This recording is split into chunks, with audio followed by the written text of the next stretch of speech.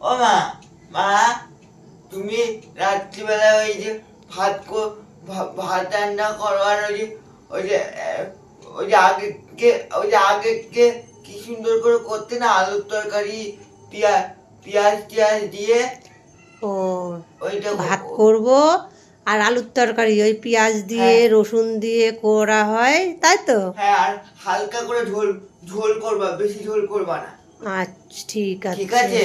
ঠিক আছে, তাই হবে। ঠিক আছে, কিন্তু সেই আমার হ্যাঁ, মনে করে কিন্তু পেঁয়াজ আর রসুনটা কিন্তু দিবা কিন্তু।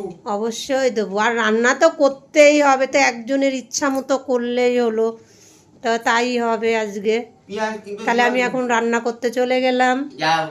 আর জামা প্যান্টও ছাড়াতে হবে এখন। আমার জামা প্যান্টটা না ছাড়লে না হবে, না, হালকা ভিজেছে। হালকা ভিজলেও হবে না, বিছানা কাতায় উঠা যাবে না বাবা। তুমি বড় হয়ে গেছো না, পেচ্ছাবে এখন গন্ধ জামা খুললে হয়।